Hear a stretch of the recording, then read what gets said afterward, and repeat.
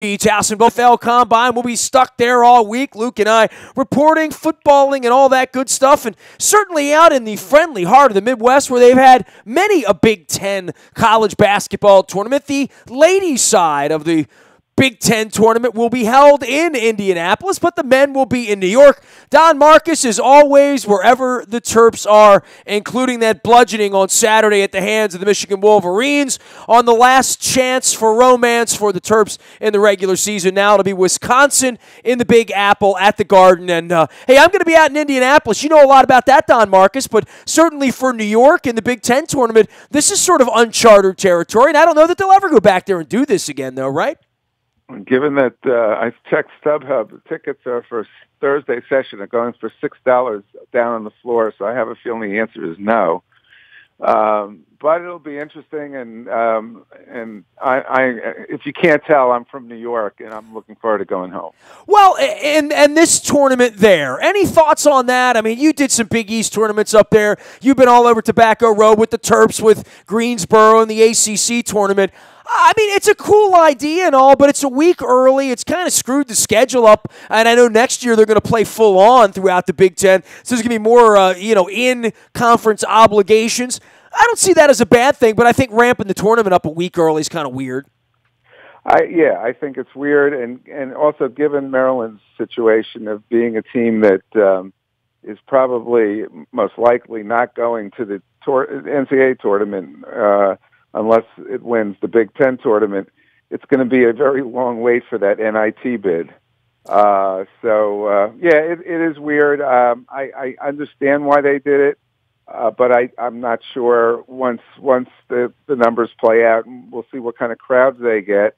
I have a feeling, I know from just the talk I heard during the season is it's not going to be a place that a lot of Midwesterners want to go, especially in early March. So we'll see. We'll see what happens. Plus, in terms of college basketball fans in the New York area, the following week the Big East is at the Garden, and the ACC tournaments at the Barclays Center. So I'm not sure that fans are going to hold on to their college basketball fans are going to wait. They're not going to go run to the Garden if they can wait for the ACC or the Big Ten or the Big East with Villanova and everything coming in town. Don, you've been at this a long time. You've given a lot of Terps report cards over the course of time. This one certainly is an incomplete grade, right? It's been a little while since we talked. I know the wheels were kind of coming off back in early January after the Jackson injury and Bender and just where they are and the depth problems they had, nobody handling the ball. I guess my expectations lowered dramatically 6-7 weeks ago. They won a couple of road games, played better at some point, but then the Michigan game set in, and I think reality will set in at some point this weekend. Maybe they'll survive Thursday against Wisconsin. I know you're going up there for the weekend, like to see them play a game or two or three. But where do you put this season in the whole myriad of things? And I guess for Turgeon and for his job security and for where they are and what happened last week with the FBI and the Diamond Stone thing, it's a little bit of a sticky period right now for him and I think for the program in general. Yeah, no, it's definitely, I think it's a disappointing year, even with the injuries.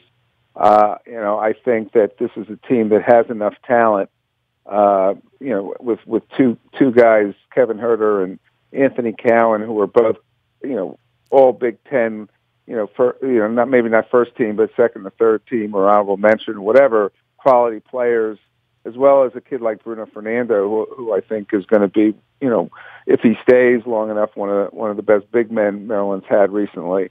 So I think there was enough talent there. I just think the team never really got it together defensively, especially, and that showed on Saturday.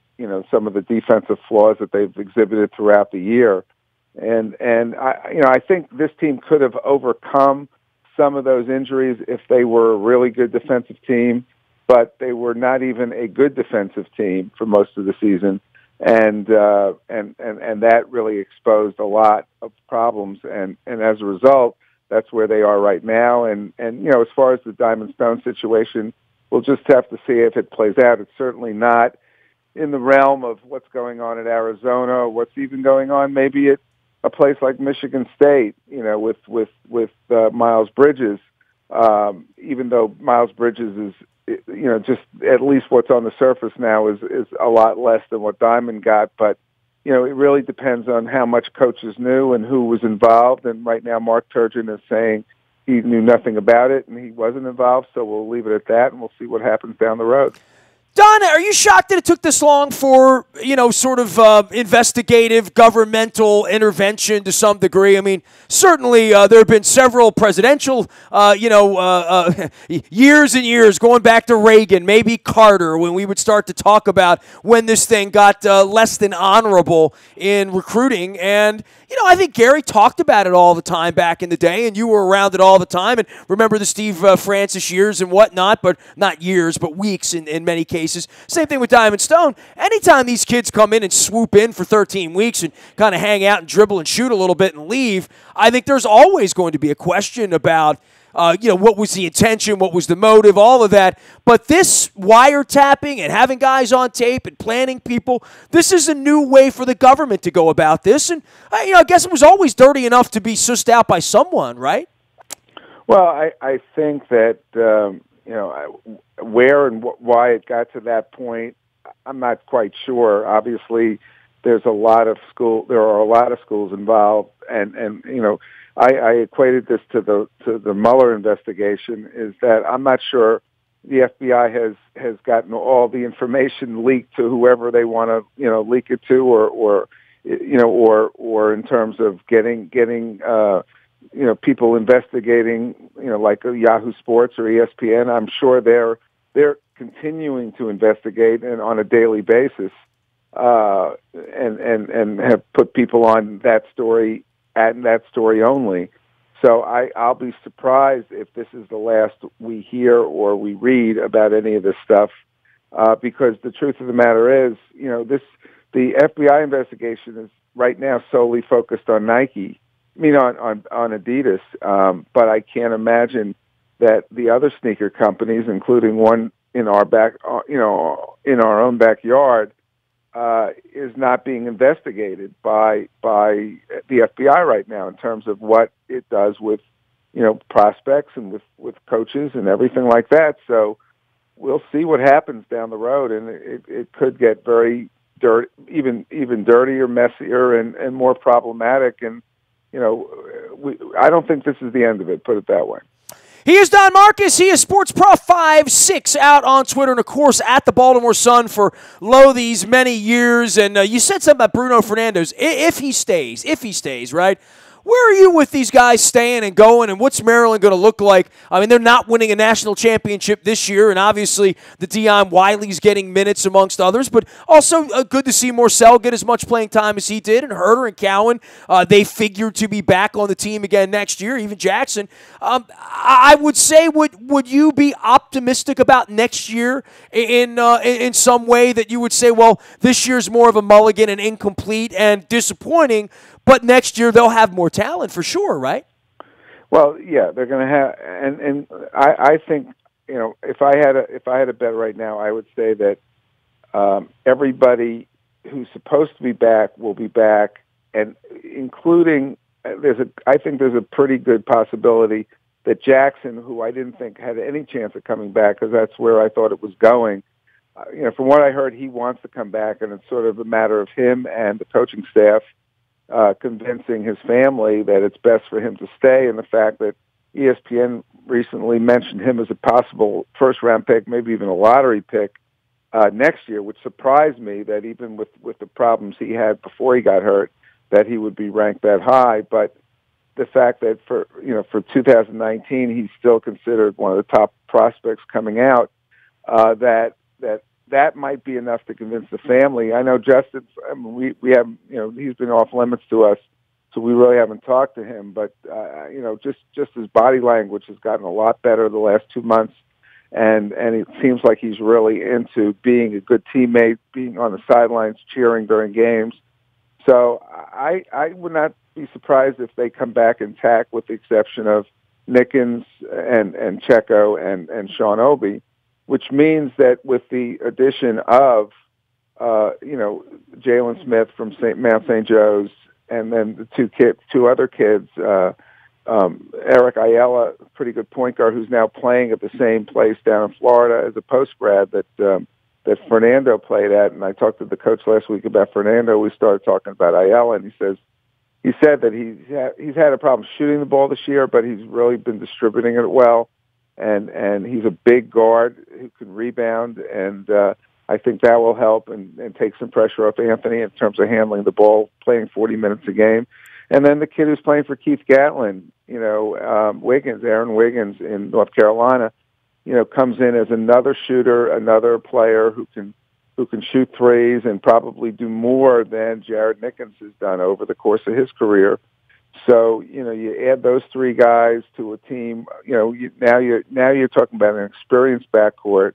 You're talking about a guy like Fernando, who's shown at times that he could be a dominant big man.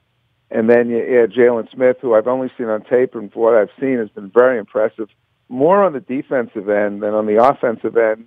And really, I think that, from where I see that his being able to, translate his game immediately, I think he'll eventually become a, very good all-around player. But just as Morcell this year has really made more of a contribution on the defensive end, I can see Jalen Smith doing the same. You bring those guys back, and you have a guy like Morcell who's gotten a ton of minutes this year, and has played really well, inconsistent, but has had some really good games. I think you're looking at one of the more interesting Maryland teams that Turgeon has had, and we'll see what happens down the road. And on top of that, you have the powers this year's teams that have dominated the league. Michigan State's going to lose most of its guys. Early to the NBA, as well as, could lose its coach given what's going on out there, not only with the recruiting stuff, but with the Larry Nassar story and the way that both he and both Izzo and D'Antonio have sort of been caught up in a lot of that stuff. Yeah, it might be time for Izzo, right? Like literally. Krzyzewski too, at this point, right? I think, honestly, I really think this current situation with him playing a kid on the, it's a walk-on, I know that, but he has a kid on the team that has a sexual assault against him. He's let the kid suit up every game, and on top of that, had the two other guys, one of whom was living in his basement after, and then he said he didn't even know where he was playing professionally. For a guy who has got a great reputation, great coach, and just a tremendous ambassador for the game, has come off looking really bad the last month after this Larry Nassar scandal broke and this horrific story of sexual abuse of these gymnasts, and then as it morphed into the story about how Michigan State basically turned its back on women in general being assaulted by athletes, and by not only by Nassar but by Michigan State athletes. I can't see Mark D'Antonio being fired without Tom Izzo being fired, and I have a really hard time seeing Mark D'Antonio staying. So I think I have a really hard time seeing Tom Izzo staying. So you're gonna have that program in a bit of turmoil, and then you're gonna have Purdue losing 4 starters off its team, and you're gonna have Ohio State losing the best player in the league, and in Keita Bates-Diop. So it's really going to be the top of the league is going to be for the taking, and Michigan loses. Michigan loses it. I'm sure Mo Wagner's going to go, and then you have Rockman, who's played so well and destroyed the Terps on Saturday, but he's gone. So you're going to have them, needing to fill holes. So really, I mean, I don't want to sound like a homer or put pressure on Mark, but I think he might have the most talented team coming back next year, and I would not be surprised if they're picked number 1 in the league after finishing 8th this year. Don, what happens after this weekend? You will have a week before the seedings come out, and some thoughts about what could happen in New York. It's sort of like Penn State, one of those teams that if they could put a little something together here, they could play themselves into some brackets here. Because it feels to me like Michigan, Nebraska, as long as they don't fall on their face completely, would be in line to. And I know there's a myriad of things that happen with other conferences and teams that you think are going to get in, and automatic bids and not automatic bids and all that stuff. But Penn State feels like this would be a major, major thing for them if somehow, some way they could weasel their way in, right?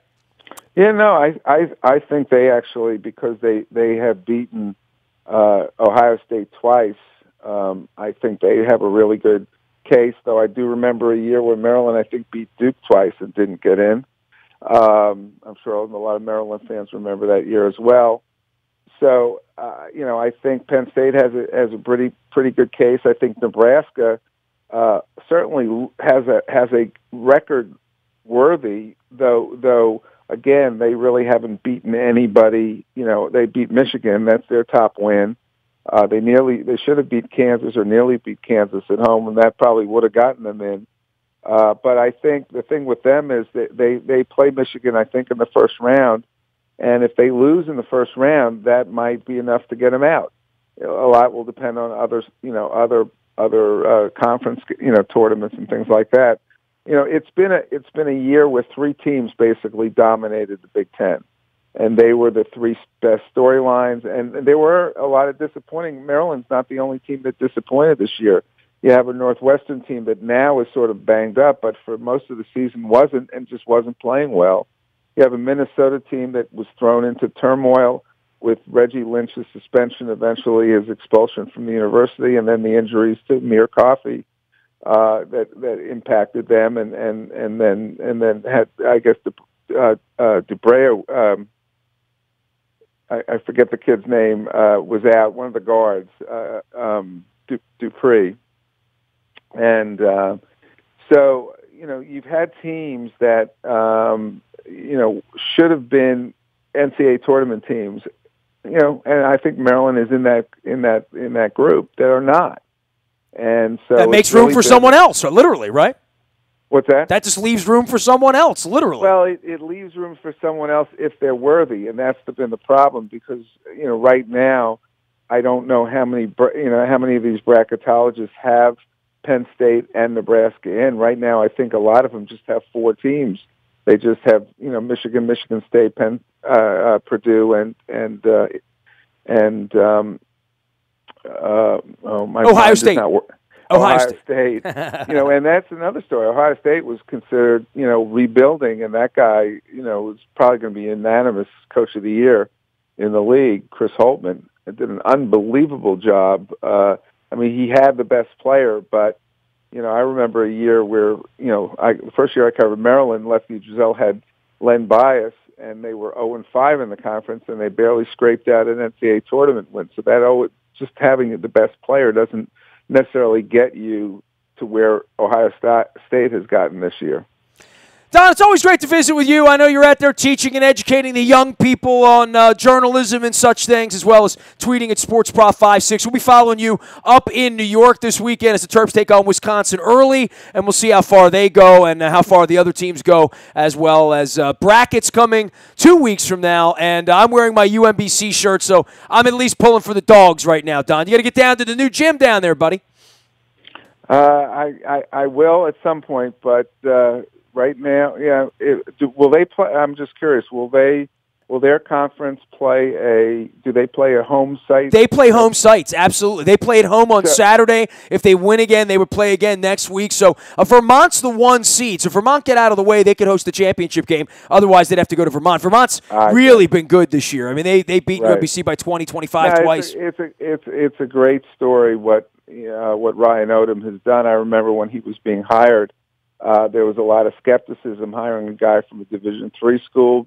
His dad, had obviously a great, Dave Odom was one of my favorite guys in the ACC when he was at Wake Forest. And there was skepticism about what kind of job a guy, basically an outsider, could do at a place like in Baltimore, which is pretty provincial in terms of the way people look at, athletes and coaches and everything like that. And he's done a fabulous job, and, hopefully he'll stay for a while and get to a few NCAA tournaments before he moves on. Hey, it's always good to visit. I wish the Terps were going dancing. They at least will have their opportunity to play a little bit this weekend up in New York. And I have been following your travels throughout the Big Ten. We'll relax here soon enough. We'll have some basketball. It'll be time for baseball season. And I'm headed off to Indianapolis for the Combine. At some point, I'm going to get to a game in Bloomington, Marcus, but just not this week. Well, it's one of my favorite. That's the one thing I really like about the Big Ten is that the venues and the fans are phenomenal. And really, you go to a place like Nebraska, and the fans, sell out 15,000, 16,000. Yeah, and team this year the team is good. It doesn't even matter. I've survived another winter of travel without too many inconveniences, which is pretty amazing. So. Well, I tell you, I sat with you at that Purdue game 2 years ago. It was one of the, it was a very memorable experience. It was, it's now on the bucket list for everybody I know. Tell them to go to Mackey and check that out. Indiana was already on my bucket list, so we'll get that done. Guess I might not be seeing Izzo at Michigan State anytime soon. We'll see how that turns out over the next couple weeks. Don, we'll be monitoring. We'll be following you out on Sports Prof 5-6 as well as out at the Baltimore Sun. Always a pleasure, pal. Thanks, man. Take care, Nestor. You got it. Don Markus joining us here. You can find me out in the Buy, a Toyota.com audio vault 24 hours a day from anywhere in the world on your mobile device by downloading the TuneIn radio app. We do come in crystal clear from anywhere in the world. The morning newspaper ships to your email inbox each and every morning at 7 a.m. That's all powered up by Planet Fitness and PlanetFitness.com. Cure those winter blues this weekend at Laurel. You're going to find the entries for all things Laurel and then Pimlico later on in the meet in the front page of the WNST.net website as well as in our WNST morning newspaper, all brought to you by Planet Fitness. Nasty at WNST.net finds me. We're out in Indianapolis all week long for the NFL Combine. Facebook, Twitter, LinkedIn, Snapchat, Instagram, streaming live, and everywhere you are. We are WNST.net, AM 1570 and WNST Towson, Baltimore, and we never stop talking Baltimore sports.